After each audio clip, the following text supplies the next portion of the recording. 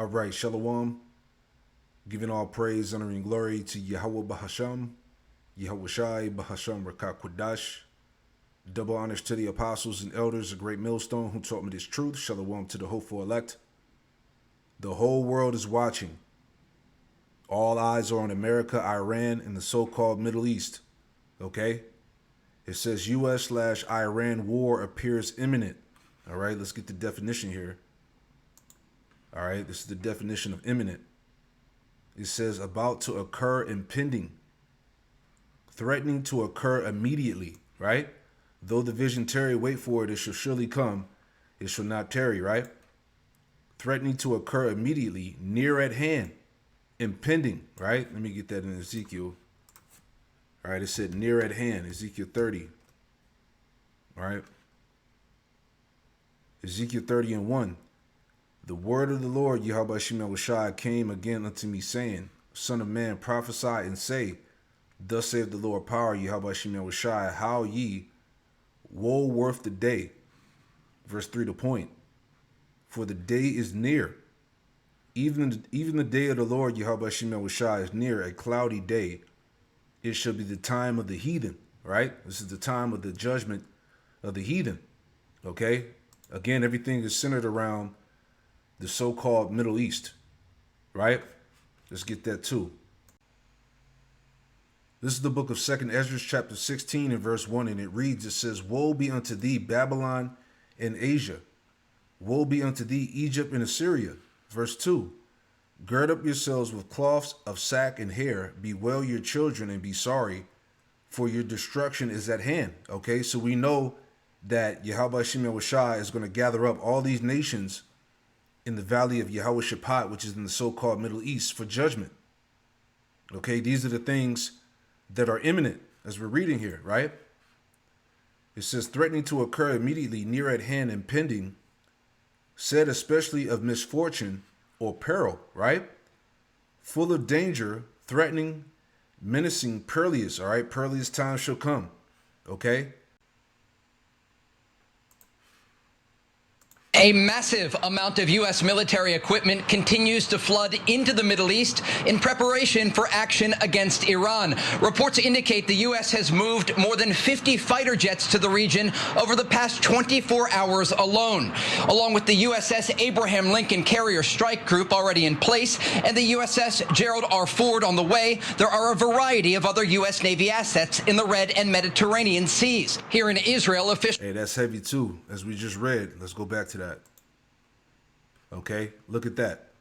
U.S. naval assets in Middle East, right? Egypt, Saudi Arabia, Yemen, Iran, Pakistan, all right? This whole region is preparing for war, okay? As we just read in 2nd Ezra 16, right? Woe be unto Babylon and Asia, woe be unto thee, Egypt and Assyria, all right? Your destruction is at hand. Check that out.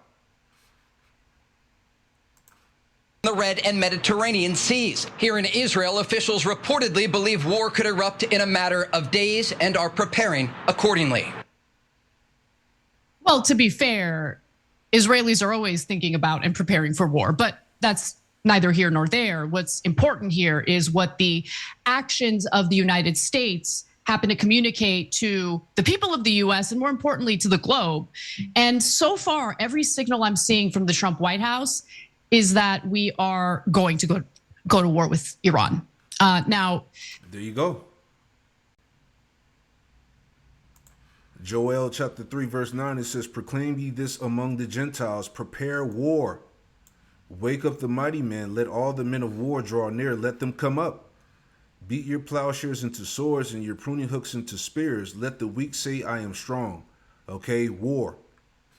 All right, this is what's imminent. The military buildup is pretty extreme. I talked to you guys about that earlier this week, and the Trump administration has continued building up its military assets in the Persian Gulf. So you don't do that simply to bluff. You don't do that simply to coerce Iran into a new nuclear deal. I just think that, these negotiations, and I've said this before, they're just trying to buy time to ensure the US is ready, to ensure that, I guess, Israel's ready, because Iran will retaliate by, sending their missiles over to Tel Aviv. So we'll see if they're ready for that. Now, we here in the United States are not concerned about our safety, but I'm definitely concerned about the safety of the men and women in our armed services, because as Senator Lindsey Graham, one of the biggest cheerleaders for this war, said earlier this week, yeah, there's risks. Some people could die. All right, let's let this pass. It's going down. I want to do it anyway. And I've been pushing for it for the United States are not concerned about our safety, but I'm definitely concerned about the safety of the men and women in our armed services, because as Senator Lindsey Graham, one of the biggest cheerleaders for this war, said earlier this week, yeah, there's risks. Some people could die.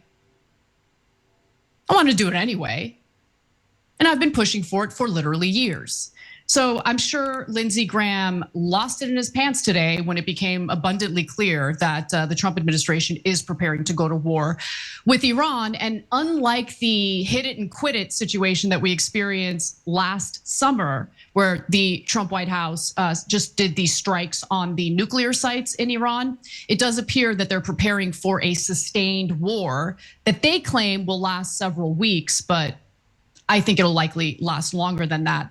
Now, let me give you the details according to Axios reporter and Israeli insider Barak Ravid. He says that a US military operation in Iran would likely be a massive, weeks-long campaign that would look more like full-fledged war than last month's pinpoint operation in Venezuela, sources say.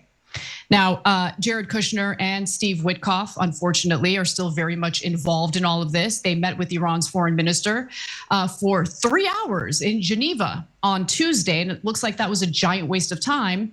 Both sides said that the talks made progress, but the gaps are wide, and US officials aren't optimistic about closing them. Well, they were never optimistic about closing any gaps. They never engaged in negotiations in good faith. They were just buying time. Yeah, and none of that matters anyway, because there is no peace, right? Isaiah 48 and 22. All right, no matter what they do, and they claim to have these meetings to get together and discuss, to bring peace and stop war. It's all bullshit, man. All right? Everything moves off the will of Yahweh Hashem Yahushai, all right? This is Isaiah 48 and 22. There is no peace, saith the Lord Yahweh Hashem Yahushai, unto the wicked. All right? So anytime you hear about meetings and negotiations, all right, it's all distractions.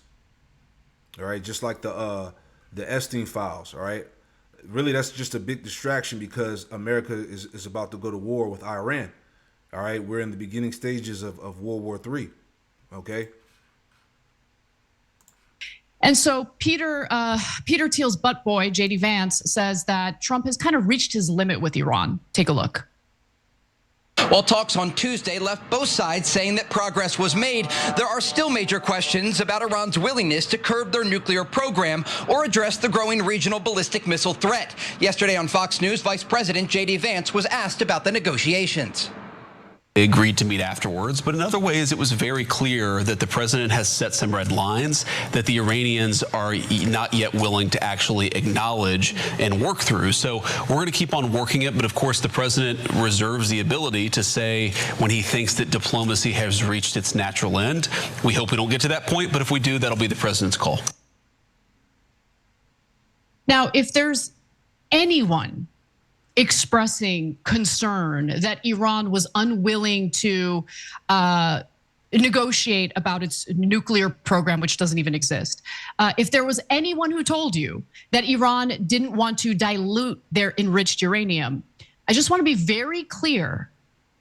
Those people are lying to you, because Iran on multiple occasions has made it very clear that they do want to engage in good faith and reach a deal. And if you don't believe me, let's just take a look at the latest example. This is Iran's president.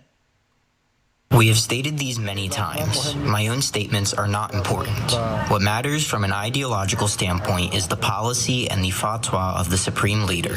We are in no way seeking nuclear weapons. Whatever form of verification they want to carry out, we are ready for that verification to take place. So the only thing that's off the table for Iran is their ballistic missiles. You want to know why? Because they have a hostile country in the region that has bombed every single one of its neighbors. Israel has bombed 7 different countries over the last 2 years. So if you don't have any way of defending yourself, I mean, aren't you stupid for giving up your ballistic missiles and essentially opening yourself up to attacks from Israel? And that's what Israel wants. They're not worried about Iran necessarily when it comes to their military capability. Israel wants regime change. That is the whole point. The weapons is just an excuse. That's all it is. That's all it is. It started off with like, oh, we're so afraid of their nuclear weapons, even though they don't have them and we do. But anyway, we want regime change. You should go to war. Okay, Trump bombs their nuclear sites. We want them to get rid of their ballistic missiles and their drones and any means to defend themselves. And Iran is like, no, not interested. Sorry, we're not stupid. We're not going to do what the leadership in Jordan considered doing, which was dismantling and disarming Hezbollah, which opens the way for Israel to come in and annex more land in Lebanon. Yeah, the least of the flock shall draw them out, you know. This is Jeremiah. Okay, America is just a pawn, you know, for the small hats, man. All right, everything is moving according to prophecy. All right, Jeremiah 49:20. Therefore, hear the counsel of the Lord, Yahweh Shem Yahushua, that he have taken against Edom, and his purposes that he had proposed against the inhabitants of Teman. Surely the least of the flock should draw them out. This is what's happening now. All right. America is being drawn right in, all right, for the purposes of the tiny top, man. All right, like she was talking about the regime change, all right, taking over that whole region, okay, and World War III is going to happen behind that. Surely the least of the flock should draw them out. Surely he should make their habitations desolate with them, all right. Both America and Small Hat Land are going to be attacked. All right. It says the earth is moved at the noise of their fall. At the cry the noise thereof was heard in the Red Sea. Right? Behold, he should come up and fly as an eagle and spread his wings over Basra. And at that day shall the heart of the mighty men of Edom be as the heart of a woman in pangs. All right. Esau is going to be in travail. All right. His total annihilation is coming upon him suddenly, right? Just want to read that in the NLT. See what it says here. Jeremiah 49:20 NLT. Listen to the Lord's plans against Edom and the people of Teman. Even the little children will be dragged off like sheep, and their homes will be destroyed. The earth will shake with the noise of Edom's fall, and its cry of despair will be heard all the way to the Red Sea. Look, the enemy swoops down like an eagle, spreading his wings over Basra. Even the mightiest warriors will be in anguish like a woman in labor. All right, it's a wrap. I'm not saying this is someone who like, ooh, I love Hezbollah, but maybe take a look at why Hezbollah exists and what Hezbollah's main role in Lebanon has been, namely protecting Lebanon from being annexed by Israel. So that's why Iran doesn't want to get rid of its ballistic missiles, and I don't blame them. I think it's unreasonable to demand that of them. And then remember when we went through that phase of our government and the Israeli government pretending like they care about the Iranian people? Yeah, they forgot about that already. Now the focus is, oh, we're so scared of their ballistic missiles. Please, go to war. This war is about regime change. And for the Pahlavists in Iran, imagine being able to build an app with. Just let that pass all these damn commercials, man. I hope you enjoy. All right, it's time for New Year's resolutions. We all make them, but I'm not making any big flashy resolutions that are gonna crash and burn by February. Let's jump up, hold on. Another commercial, there we go. Many of your people will die, and you'll get a sense of just how much the United States and Israel cares about you and your well-being. But anyway, let's move on to the rest of this, because the US is spending a ton of money for this, in my opinion, ridiculous military buildup in preparation for this war. More than 150 US military cargo flights have moved weapons, systems, and ammunitions to the Middle East. And then in the last day, the last 24 hours alone, another 50 fighter jets. That includes F-35s, F-22s, and F-16s sent to the region. And then, Trump's advisors do not view this deployment of all of that hardware as Trump engaging in a bluff. They very much intend to use those assets in this war against Iran. Now, Barak Ravid, going back to his reporting, also maintains that with the attention of Congress and the public otherwise occupied, I don't know where he got that from, but he says there is little public debate about what could be the most consequential US military intervention in the Middle East in at least a decade. Is this guy awake? What are you talking about? There's no public debate. I'll tell you, Barak Ravid, like exactly what's happening. The American people overwhelmingly don't want this war, but we don't live in a country for the people, by the people. And so our government, which is fully occupied by Israel's interests, is gonna do something that the American people don't want. And there's nothing we can do about it, at least for now. So like that framing was really dumb, because it makes it appear as though, these dopey Americans, they're so busy and occupied with other things, they don't know about this super consequential war. No, we know, everyone knows. It's just that we're acutely aware of the fact that there's nothing we can do about it. Trump doesn't care about his own damn base. Yeah, that's true. People have no power. What can they do? Everything is the will of Yahweh Shemel Washai, man. All right, Isaiah 14. Okay, let me make a point on that. All right, Isaiah 14 and 26. It says, "This is the purpose that is proposed upon the whole earth, and this is the hand that is stretched out upon all nations," right? The wrath of the Lord. For the Lord, Yahweh Shemel Washai of hosts, have proposed, who shall disannul it? And his hand is stretched out, and who shall turn it back, right? Let's get that in NLT too, all right? Them two verses, Isaiah 14, 26 and 27, all right? Again, NLT, it says, "I have a plan for the whole earth, a hand of judgment upon all the nations," right? Verse 27, "The Lord of heaven's armies has spoken. Who can change his plans? When his hand is raised, who can stop him?" All right? So nobody can do anything, man. All right? Everything is moving as the Lord wanted it to move. All right? Proverbs 21 and 1, right? Proverbs 21 and 1. And it reads, right? Ooh, that NLT was heavy too. We'll read that too. Proverbs 21 and 1, it says, "The king's heart is in the hand of the Lord. As the rivers of water, he turneth it whithersoever he will," right? I caught that before I changed it. Let's read that too. NLT, Proverbs 21 and 1. "The king's heart is like a stream of water directed by the Lord, Yahweh Shemel Washai." You see? He guides it wherever he pleases. All right? It's no stopping this thing, man. It's no stopping nuclear war. All right? Own base doesn't want this.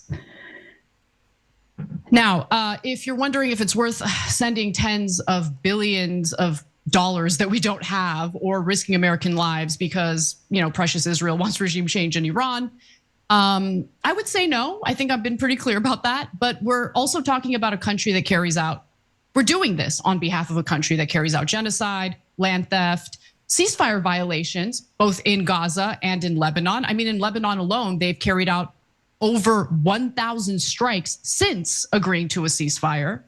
Okay, we're talking about a country that doesn't respect the United States or its people. You have Benjamin Netanyahu coming to our country. I mean, he's met with Trump 7 times during his second term already. And then he gives these giant speeches where he makes it clear that he thinks he's entitled to our money. He's entitled to our military. He's entitled to our soldiers risking their lives on his behalf.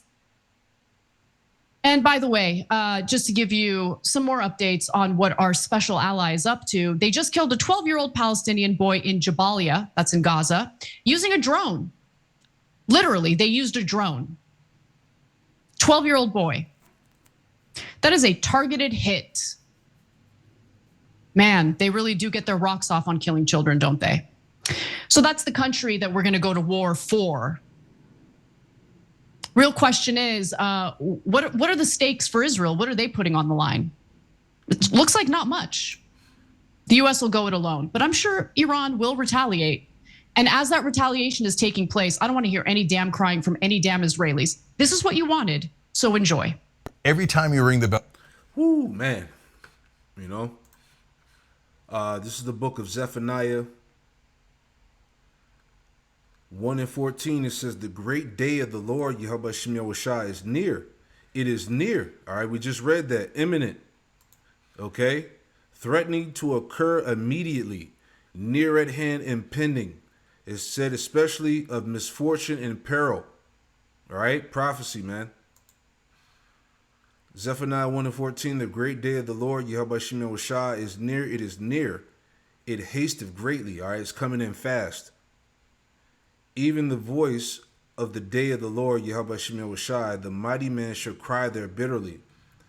That day is a day of wrath, a day of trouble and distress, a day of wasteness and desolation, a day of darkness and gloominess, a day of clouds and thick darkness, right? Nuclear destruction, annihilation, man. Okay? Absolute chaos. Verse 16, a day of the trumpet and alarm against the fenced cities and against the high towers, right? And I was just looking this up just to see what I would get out of the chat, GPT here, and it was pretty heavy. Let's pull that up too. In verse 16, okay? So it says that line comes from the book of Zephaniah 1:16, part of a prophecy describing the day of the Lord, Yahweh Shem Yahushua, a time of divine judgment, war, panic, and the collapse of human security. It says a day of the trumpet and alarm against the fenced cities and against the high towers. Meaning context. In the ancient world, trumpet, shofar equal war signal, invasion, warning, or divine appearance, all right? And that trumpet tied back to the prophets of the Lord, the true prophets of Yahweh Shem Yahushua that are giving you the warnings, all right? That are breaking down the prophecies. It says alarm equal panic inside the city, people running for safety. Fenced cities equal fortified nations thought to be untouchable. See? Right? How much more Babylon, America, right? High towers equal military power, defense systems, pride, and technological confidence. All right? Going back to these to these elites as well. All right? It says, so this verse is saying the day is coming when no human defense, economy, or military strength will save anyone. No defense, economy, or military strength will save anyone. The Most High himself becomes the attacker, not just another nation. It's not merely a local battle. It's a collapse of civilization level security. Whew, man. Broader passages, verses 14 through 18, a day of wrath, a day of trouble and distress, a day of darkness and gloominess. Silver and gold cannot deliver. The land devoured by fire, judgment. This describes total societal breakdown, not just war. Spiritual judgment manifesting physically, right? This is what we see. All right, the point of this war is that's imminent. Okay? And that's the point. All right, let's go back and finish it off. Okay, Zephaniah 1:16, a day of the trumpet and alarm against the fenced cities and against the high towers. And I will bring distress upon men that they should walk like blind men, because they have sinned against the Lord, Yahweh Shem Yahushua, and their blood should be poured out as dust. It's going to be a lot of death. Okay? A lot of a lot of mass casualties, and their flesh as dung, neither shall their silver nor their gold be able to deliver them in the day of the Lord's wrath. All right, because we're coming into the collapse of this economy. They're going to get rid of the paper money. They're going to push that chip. Okay, but the whole land shall be devoured by the fire of his jealousy, for he shall make even a speedy riddance of all them that dwell in the land. All right, Babylon, America, man. Okay, 1 hour is all it's going to take. As prophecy states, man. It's going to be a speedy riddance. All right, it's going to be a fast destruction. Okay, it's not going to be nothing long and drawn out. The Lord is going to get rid of this place fast. All right, Zephaniah 3:8. And it reads, therefore, wait ye upon me, saith the Lord, Yahweh Shem Yahushai, into the day that I rise up to the prey. For my determination is to gather the nations, that I may assemble the kingdoms, to pour upon them my indignation, even all my fierce anger, for all the earth shall be devoured with the fire of my jealousy. Right? So it's going down, as we saw in the map here of these nations, you know, the warships that are being gathered up. The militaries, where was that at? Right here. Okay. Everything is going to be gathered right here. The Lord said, my determination is to gather the nations. All right. This is where everybody's going to be. This is where all the military buildup is going to be at in this part of the world. All right. So we're closer than ever. Shalom.